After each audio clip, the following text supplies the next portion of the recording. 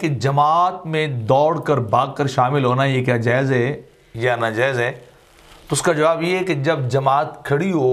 या जमात रुकू में चली गई हो और इंसान जब आ रहा हो तो उसके लिए हुक्म ये है कि वह बड़े इत्मीनान के साथ थोड़ा सा तेज़ चले, आम नॉर्मल चलने से, लेकिन दौड़ लगा कर वो ना आए, क्योंकि एक तो बराह रास्त हदीस में इससे मना किया गया है और दूसरा अगर वो दौड़ लगाएगा तो वो मस्जिद के अंदर दौड़ेगा और ये मस्जिद के आदाब के ख़िलाफ़ है। हदीस पाक के अंदर आता है, सुनन इब्न माजा के अंदर हदीस है कि आका अलैहिस्सलातु वस्सलाम ने इरशाद फरमाया, इज़ा उक़ीमतिस्सलात फला तअतू व अंतुम तस्ऊना व आतूहा तमशूना, कि जब जमात खड़ी हो तो दौड़ लगा कर ना हो बल्कि चलते हुए आओ। अलैकुमुस सकीना, तुम्हारे ऊपर वकार तमक्कुनत और सुकून से चलना जो है ज़रूरी है। फमा अदरकतुम फसल्लु व मा फातकुम फातिमू, कि जो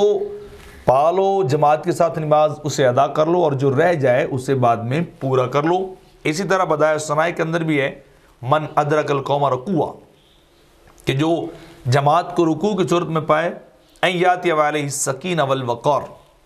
वो इस सूरत में है कि इत्मीनान के साथ चलता हुआ है, वक़ार और जो है वो दुरुस्तगी के साथ चले, ना कि दौड़ लगाए या किसी में टच हो जाए, हादसा कोई हो जाए, गिर जाए या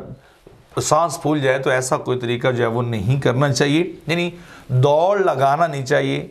जितनी नमाज तक आप पहुंच सकते हैं, आप रुकू में शामिल हो सकते हैं तो ठीक है, फ़ाबे आप शामिल हो जाएं, नहीं हो सकते तो रुकू गया तो आप जो है वो सजदे में शामिल हो जाएं या बाद में शामिल हो जाएं और अपनी नमाज को इत्मीनान और सुकून के साथ जो है वो पूरा करें। तो ये है तरीका जमात के साथ शामिल होने का और जमात को पाने का।